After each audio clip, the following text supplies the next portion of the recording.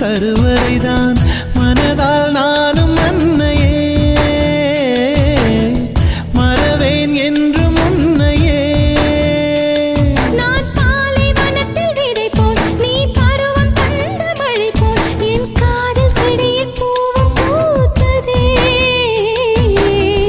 உன் விழி திறந்திருந்தால் விடியலி தேவையில்லை உன்னை நான் துறந்திருந்தால் உயிரது சொந்தமில்லை இத்தனையும்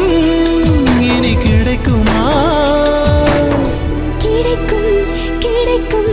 நான் கூட சொல்கிறேன் அழகே பிரம்மனிடம் மனு கொடுக்க போயிருந்தேன் நீ என் மனைவியாக